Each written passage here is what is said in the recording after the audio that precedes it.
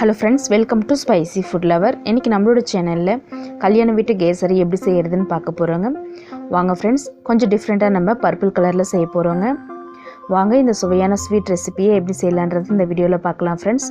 Video பார்க்குற எல்லோரும் நம்ம சேனலை சப்ஸ்கிரைப் பண்ணிவிட்டு பாருங்கள். ஸ்டவ் ஆன் பண்ணிவிட்டு ஒரு பேன் வச்சுக்கலாம். சூடானதுக்கப்புறமா இதில் ஒரு 1.5 ஸ்பூன் அளவுக்கு நெய் சேர்த்துக்கலாம். நெய் சேர்த்துட்டு உருகினதுக்கப்புறமா இதில் நம்ம நட்ஸ் எல்லாம் சேர்க்க போகிறோம். கொஞ்சம் போல் முந்திரி பருப்பு, கூடவே கொஞ்சம் போல் பாதாம் பருப்பு சேர்த்துக்கலாம். அடுத்ததான் உலர் திராட்சை கொஞ்சம் போல் சேர்த்துக்கலாம். இது எல்லாத்தையுமே மீடியம் ஃப்ளேமில் வச்சுட்டு ஒரு 2லேருந்து 3 நிமிஷம் நல்லா வறுத்து எடுத்துக்கலாங்க. நல்லா ரோஸ்ட் ஆகிற அளவுக்கு வறுத்து எடுத்துக்கலாம். நட்ஸ் எல்லாத்தையும் வறுத்து எடுத்துட்டு அடுத்ததான் ரவை எடுத்துருக்கேங்க. ரவை அளக்கிற பவுலில் தான் நம்ம எல்லா பொருளுமே அளக்க போகிறோம். 1 கப் அளவு ரவை எடுத்துருக்கேங்க. நம்ம நட்ஸ் வறுத்தோம் இல்லைங்களா, அப்படியே நம்ம சேர்த்துக்கலாம். நெய் முந்திரி பருப்போடு சேர்த்துட்டு நல்லா ரவையை வறுத்தெடுக்க போகிறோங்க. ஒரு 3 நிமிஷம் போல் நல்லா வறுத்திடுங்க. நல்லா நெய்யை வந்துட்டு அப்சர்வ் பண்ணிவிட்டு உதிரி உதிரியாக வருங்க. நல்ல ஒரு வாசனையும் வரும். ஆனால் கலர் மாறக்கூடாதுங்க. அதனால் அடுப்பை வந்து கொஞ்சம் குறைச்சி வச்சுட்டு வறுத்து விட்டுக்கலாம். நல்லா இது போல் வறுத்துட்டு ஒரு பிளேட்டில் எடுத்து நம்ம வச்சுக்கலாங்க. நல்லா இது போல் வறுத்து செஞ்சிங்கன்னா நல்ல ஒரு வாசனையாக இருக்கும். டேஸ்ட்டும் ரொம்பவே சூப்பராக இருக்கும். நம்மளுடைய கேசரி நல்லா பாருங்கள், உதிரி உதிரியாக வந்துடுச்சு. இதை நம்ம இப்போ ஒரு பிளேட்டில் எடுத்து வச்சுக்கலாங்க. இந்த பிளேட்டில் ரவை அப்படியே இருக்கட்டும். அடுத்ததான் நம்ம ஒரு அடிகனமான கடாய் எடுத்துக்கலாம். ஸ்டவ் ஆன் பண்ணிவிட்டு இது போல் ஒரு கனமான கடாய் வச்சுக்கலாம். இதில் நம்ம தண்ணி சேர்த்துக்க போகிறோங்க. நம்ம ரவை அளந்த அதே பவுலில் 3 கப் அளவு தண்ணி சேர்த்துருக்கோங்க. 2, 3, இன்னும் ஒரு 1/2 கப் போல் சேர்க்க போகிறோம். 3 கப். 1 கப் ரவைக்கு 3 கப் அளவு தண்ணிங்க. நீங்கள் எந்த டம்ளர்லேயோ கப்லேயோ அளந்துக்கலாம். ஸ்டவ் ஆன் பண்ணிவிட்டு இப்போ இந்த தண்ணியிலே பார்த்தீங்கன்னா ஒரு 2 ஸ்பூன் போல் நெய் சேர்த்துக்கலாம். நீங்கள் இதில் எண்ணெய் கூட கொஞ்சம் சேர்த்துக்கலாங்க. 2 ஸ்பூன் அளவுக்கு நெய் சேர்த்துருக்கேங்க. சேர்த்துட்டு கூடவே பர்பிள் ஃபுட் கலர் சேர்த்துக்கலாம். நான் கொஞ்சம் டிஃப்ரெண்ட்டாக செய்யறதுக்காக பர்பிள் ஃபுட் கலர் சேர்த்துக்கிறேங்க. நீங்கள் ஆரஞ்சு அல்லது எல்லோ ஃபுட் கலர் கூட சேர்த்துக்கலாம்.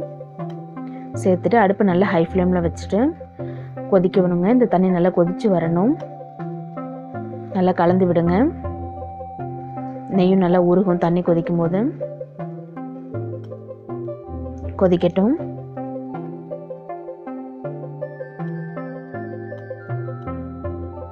பாருங்கள், நல்லா கொதிக்க ஆரம்பிக்குது. இப்போ தான் நல்லா கலந்து விடுங்க. நெய்லாம் நல்லா மேலே வந்து தெளிஞ்சு நிற்கிது பாருங்கள். நல்லா இது போல் பாயில் ஆகணுங்க. தண்ணி நல்லா கொதிச்சதுக்கப்புறமா நம்ம வறுத்து வச்சுருக்கிற ரவையை சேர்த்துக்க போகிறோம். கொதிச்சிருச்சு. கொஞ்சம் கொஞ்சமாக நம்ம வறுத்து வச்சுருக்கிற இந்த ரவையை சேர்த்துட்டு மிக்ஸ் பண்ண போகிறோங்க. கெட்டி தட்டாமல் நல்லா கலந்து விடுங்க.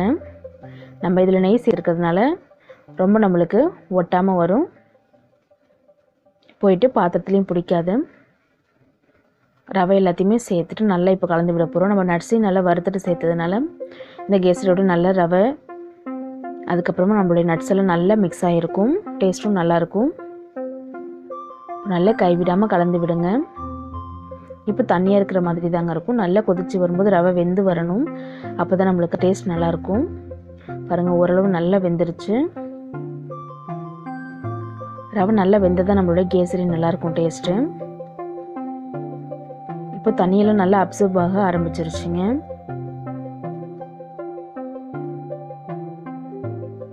நல்லா கைவிடாத கலந்து விடுங்க.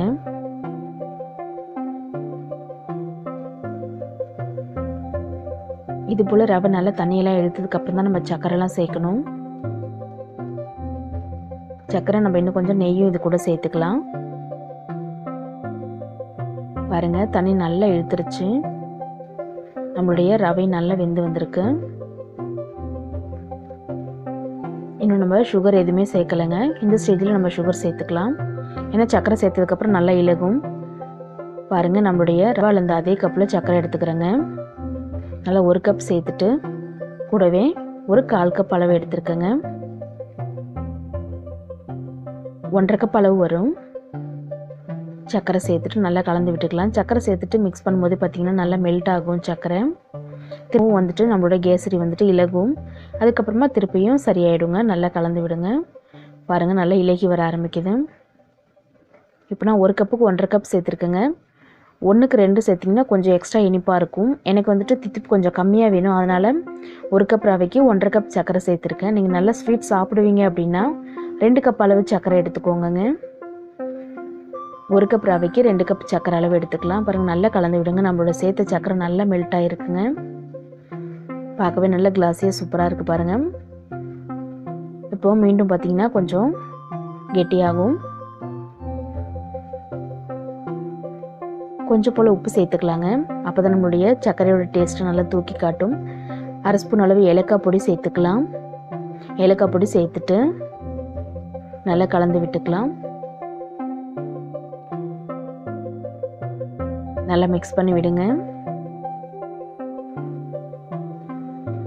இந்த ஸ்டேஜில் 1 ஸ்பூன் அளவுக்கு நெய் சேர்த்துக்கிறேங்க.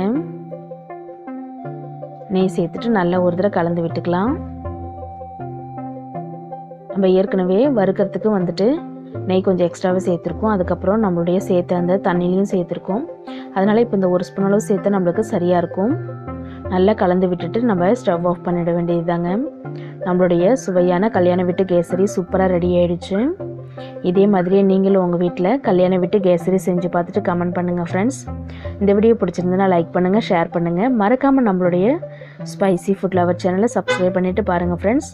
அப்போ தான் நான் போடுற வீடியோஸ் எல்லாமே உங்களுக்கு உடனே நோட்டிஃபிகேஷனில் வரும். பாருங்கள், நான் பவுலில் வச்சுட்டு எடுக்கிறேன். எவ்வளோ அழகாக சூப்பராக நம்மளுடைய கேசரி ஒட்டாமல் வந்திருக்கு பாருங்கள். இதே மாதிரி நீங்களும் உங்கள் வீட்டில் செஞ்சு அசத்துங்க ஃப்ரெண்ட்ஸ்.